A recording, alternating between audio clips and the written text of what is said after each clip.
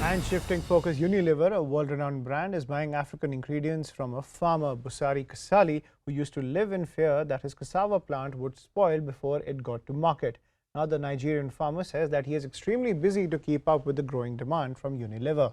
Many global companies have been grappling with rising energy and raw material costs, a consequence of the war in Ukraine. Unilever says that's why it's trying to source locally for products even if they aren't actually cheaper. Kasali's cassava plants are used for making sorbitol, a key ingredient for toothpaste, replacing supplies from China.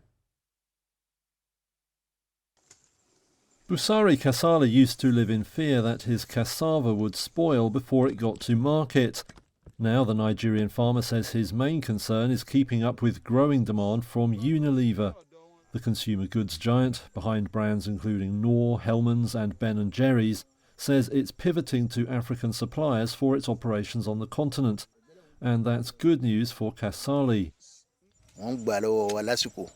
They collect the cassava from us all the time. Once we load the van and we take it to them, they weigh it and give us our money. Now we are very confident to plant as much as we wish to plant because we do not have any problem selling it. We know where to sell it. Many global companies have been grappling with rising energy and raw material costs, a consequence of the war in Ukraine and the hangover from the global health crisis. They've also faced supply disruptions and wild currency volatility, making it hard to import goods to Africa. Unilever says that's why it's trying to source locally for products sold on the continent, even if they aren't actually cheaper. Kasali's cassava plants are used to make sorbitol, a key ingredient of toothpaste, replacing supplies from China. The crop is processed by firms like Sultry International, which then supplies Nestlé and Danone, as well as Unilever. Founder Oluyemisi Ironloy says turnover should at least double this year, but worries that African farms just can't produce enough.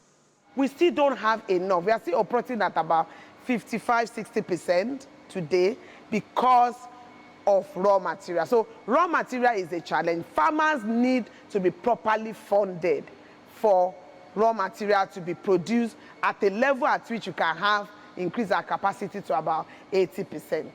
Cassava producers aren't the only ones to benefit. In South Africa, Unilever is sourcing herbs and spices for products like its curry blends and stock cubes. Those ingredients would previously have come from India.